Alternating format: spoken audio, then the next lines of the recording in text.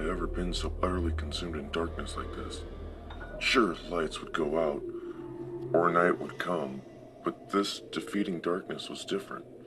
It was as if I was formless within it all, sequestered in this baseless superiority of sound nothingness. I could feel the death of dreams, hear their everlasting cries and pleas as they were devoured relentlessly to aid the birth of the horrors escaping my dying brain. They were beautiful. God, they were so beautiful that it was painful to even witness their resurrection. The ebony surroundings were like poison. I could feel its tendrils home into my pores and grip the singular shining piece of hope that I had managed to retain within my decaying heart. He had done this. He had damned me to a place where he knew I could never survive. A place that solely reminded me of the one he had stolen from me originally. That sick bastard knew just how to dig and twist into the likewise abyss that occupied my chest. My screams aided the blackness, producing puffy clouds of shade filled with the agony of abandonment that burned in the depths of my small intestines.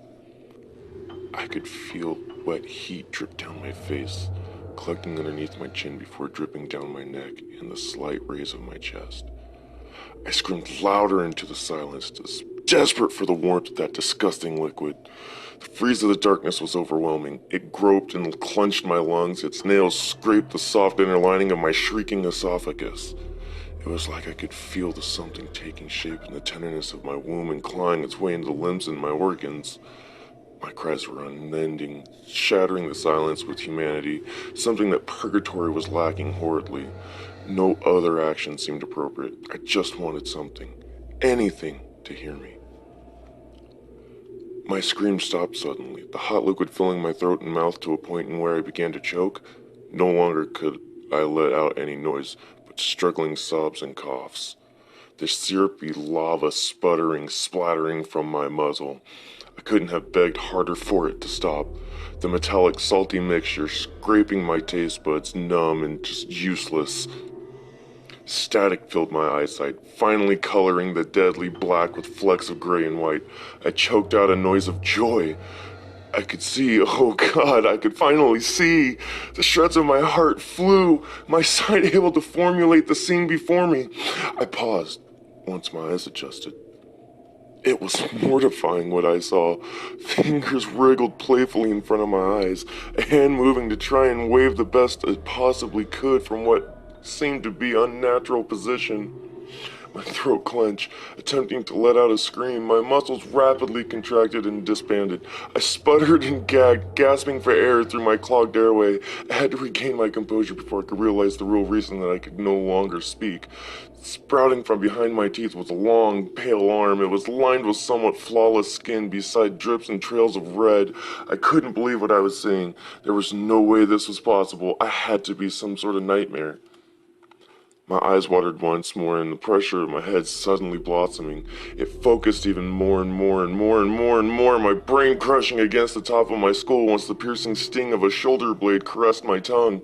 I sputtered a laugh, feebly sinking into delirious sense of whimsy.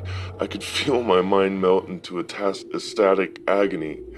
My throat expanded to make room as a large round shape forced its way through. I heard my jaw snap as the crown of the sphere peeked past my lips. My vision was swallowed up into a while before I felt my body just ripped in half from mouth to middle.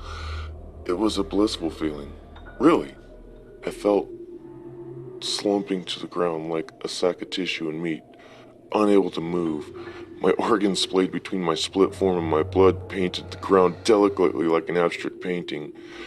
It was beautiful. I was beautiful. Just as those dreams had once been. The soft glow of the newly born individual slowly died from my sight. I could feel them nearby. I could feel them stare at me with a calloused grin. It was muffled. Everything was muffled, but I could just hear enough as the darkness closed in.